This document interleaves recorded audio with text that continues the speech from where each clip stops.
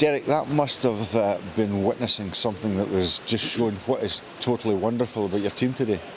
Yeah, we ask a lot of them, and there was a huge demand on us. There was a wee reminder at half time about the team that we need to be and the team that expect us to be. I thought we were too passive first half, loads of frustration for myself in the first half and how we were. We still had the two best opportunities in the first 45 minutes. Danny off the bar and the one off the line. But we have to be honest that Celtic were enjoying the game too much. It was a complete dominance and possession, and we needed to try and take a step forward and instead of taking a step back and showing hesitancy and being unsure, we had to be braver. And I think it's difficult to do that for 90 odd minutes, but the reminder at half time to the players that we can do this for the next 45 minutes plus.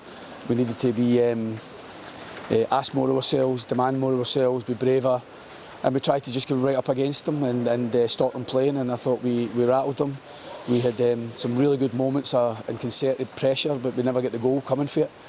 But when the goal did come, I was pleased that there was still enough time to go and get another. You kind of sniffed it about the place, when we get the goal, and there was a feeling that this was just don't run out of time, go and get another one, and thankfully we managed to get the all-important second goal. I thought we were the better teams the second half. It was a complete reverse of the first half, and it shows what can be done. Celtic didn't enjoy the second half at all. Good players, O'Reilly, McGregor, Awata, their front three who always keep you on your toes. But I think there was a real nod to my team today. It's all right me telling them what they need to be doing and demanding more of them.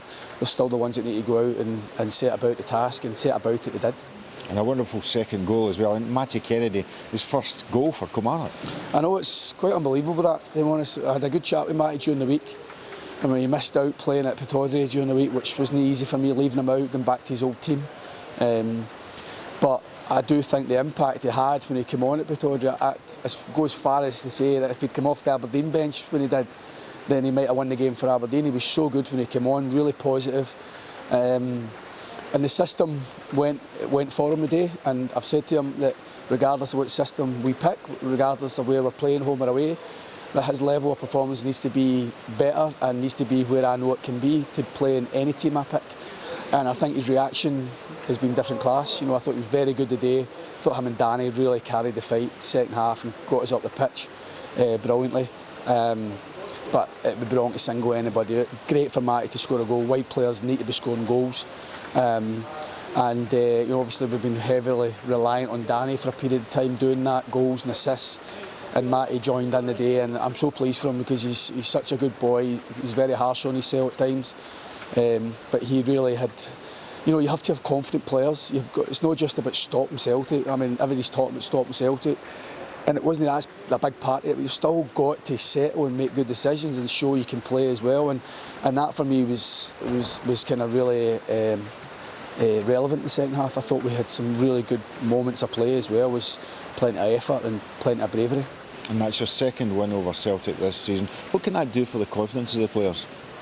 Well, it should be. I mean, I think the last time out we beat Rangers, Celtic, drew with Hearts at Tynecastle. We followed it up with some good performances, but not winning performances, and it took us too long to get winning again. So hopefully, as I say, it's a wee reminder to the players of what can be done. Anytime you beat Celtic, you've got to do a little lot right. It's a different type of game playing in Celtic than it will be against Livingston next week, of course.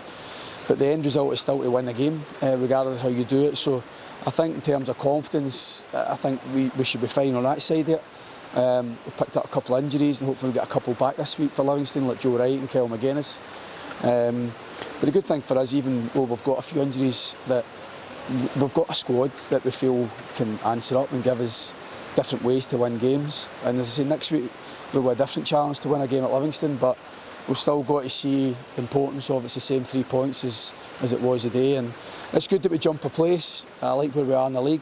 I've been asking the players and saying to them that it's important that we look like a top 6 team all the time.